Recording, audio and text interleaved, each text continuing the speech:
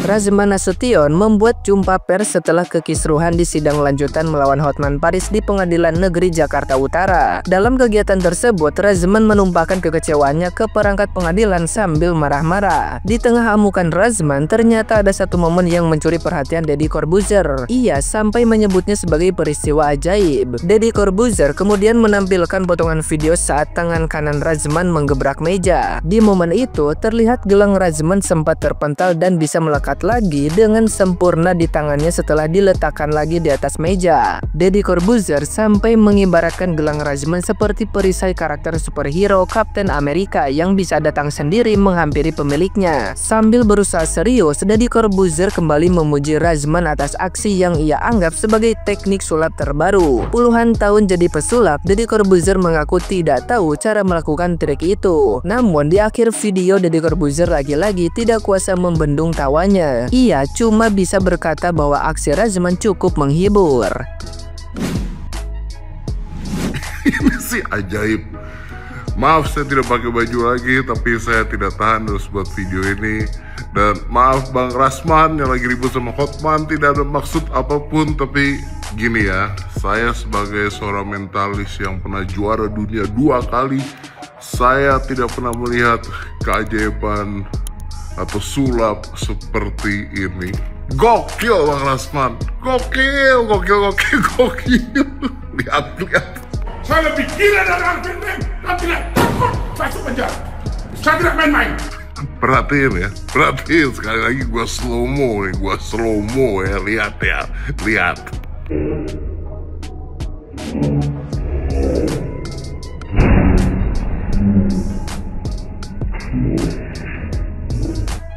Itu gelang lompat balik lagi ke tangan, celup.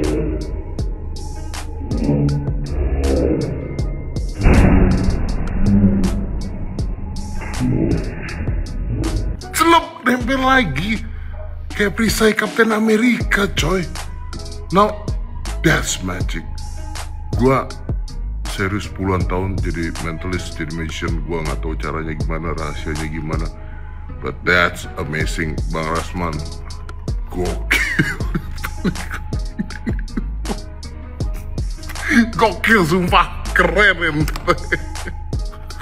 Nah, gimana nih menurut netizen yang terhormat? Silahkan berkomentar ya. Bentar bang, itu gelang lu lepas bang, coba dicek dulu. Sumpah gue takut banget ngeliat Bang Razman tantrum kayak gini nih. Ini gejala awalnya apa nih? Maksud gue permasalahan awalnya apa nih? Perkara sidang dibuka ame ditutup jadi heboh. Si Bang Razman kepengen sidang itu terbuka, tapi hakim mintanya ditutup. Dan si Bang Hotman pasti mendukung keputusan hakim. Akhirnya di sidang kemarin Bang Hotman hampir kena sasaran. Maksud gue ngapain marah-marah di sidang bang? Kan bisa dilaporin ke pihak yang lebih berwenang masalah persidangan itu. Mana marah-marahnya sampai preskon lagi nggak berhenti.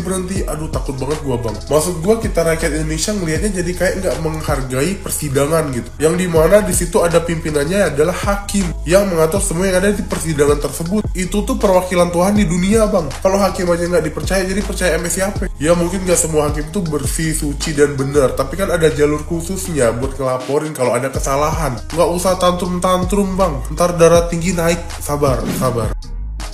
Ini orang kenapa ya, lama-lama tambah kesini kelihatannya tambah stres tuh orang ya. Dia ngebandingin sama Adnan Buyung sama yang lain lagi. Mereka tuh seperti itu karena perjuangan, sedangkan si Razman tuh apa sih? Bikin gaduh di pengadilan, terus ditangkap, terus harus disamain dengan Adnan Buyung. Otaknya taruh di mana Razman? Kamu Razman? Ampun. Bener-bener nih Pradi harus copot gelarnya si Razman sama si Firdaus ini nih. Apalagi si Firdaus, maafkan tampaknya tengil banget gue bilang. Ya kelihatannya nggak ngerti apa-apa, nggak ngerti hukum.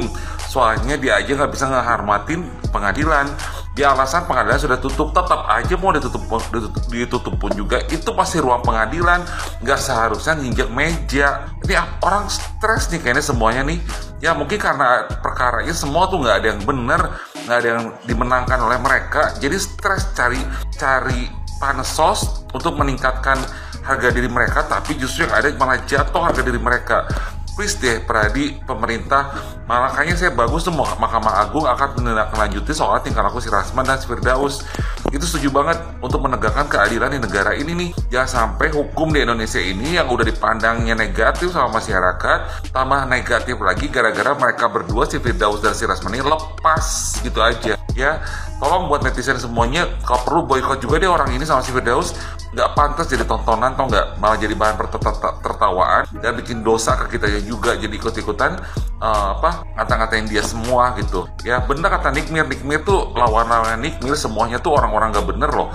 Makanya Nick Mir tuh banyak berkomentar gini gitu, tapi bener loh dia ya. Jadi tolonglah untuk Mahkamah Agung, untuk semuanya yang berkompeten dalam menangani kasus si Rasman ini, tolonglah bertindak tegas dan seadil-adilnya. Kalaupun seandainya si Rasman bener pun, tetaplah penjarain lah. Sekarang tinggal pilih aja, pilih masyarakat Indonesia yang begitu banyaknya atau cuma ngebela si Rasman sama si Firdaus doang, cuma 2 orang doang toh ya, tapi ngefeknya ke semua. Itu aja.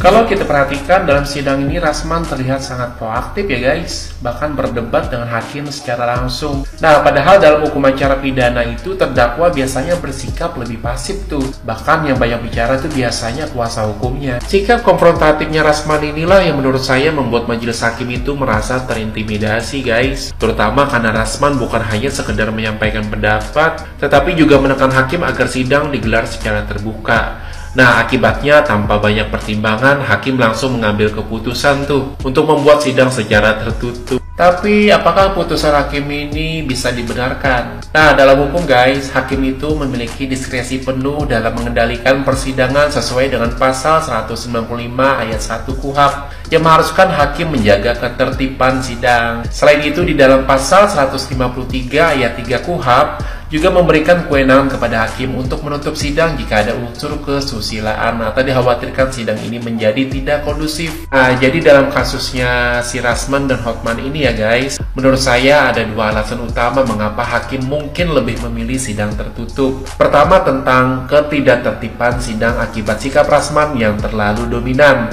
yang bisa mengganggu jalannya persidangan secara objektif. Kemudian materi persidangan berkaitan dengan bukti yang bersifat ranah pribadi, yaitu percakapan antara Hotman dan Iklima yang bisa mengarah ke pelanggaran privasi. Jadi ya kalau dilihat dari sudut pandang hukum, keputusan hakim menutup sidang ini bisa dipahami ya guys, merupakan langkah untuk menjaga fokus dan ketertiban, bukan semata-mata karena ingin memihak ke salah satu pihak.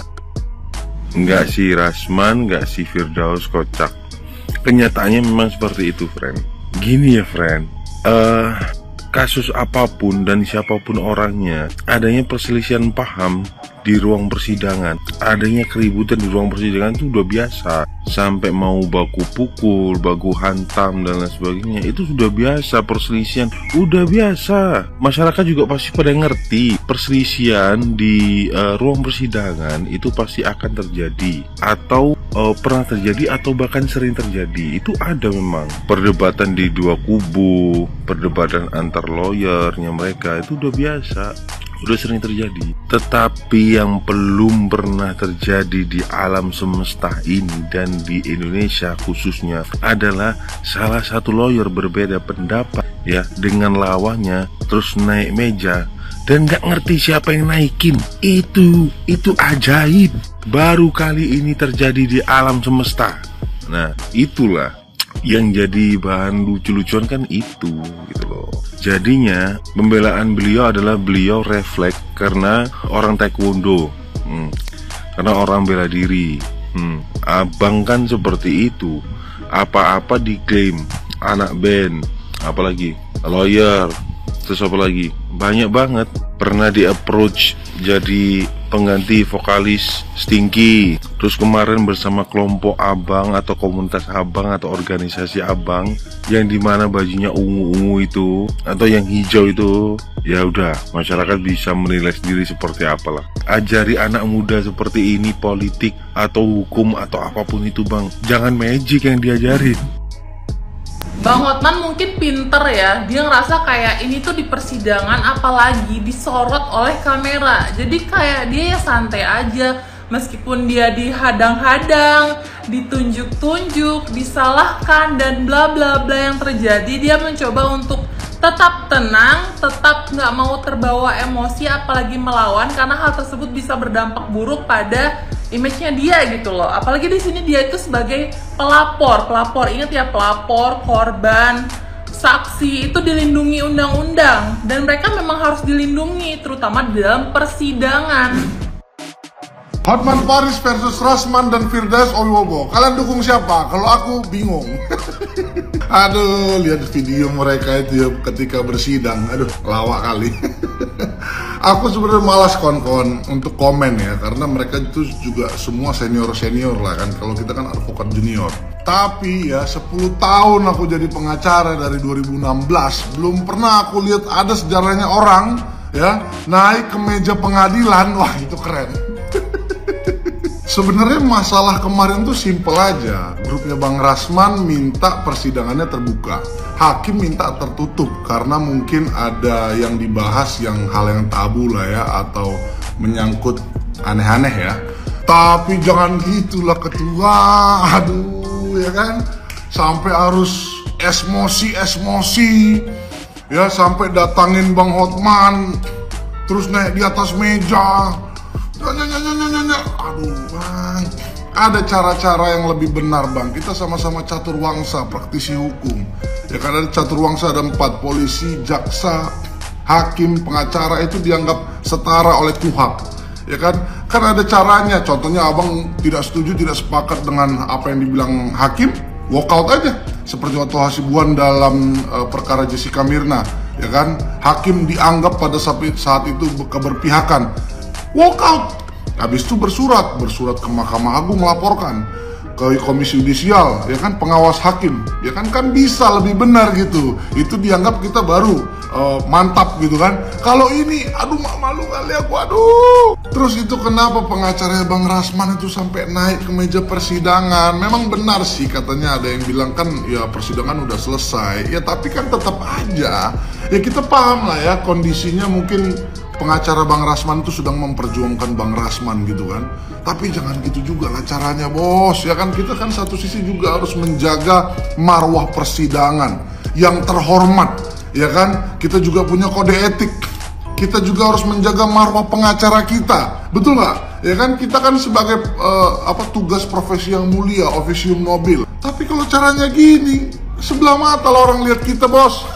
Menurut kalian gimana kawan-kawan? Coba tulis di komentar, aku udah pusing.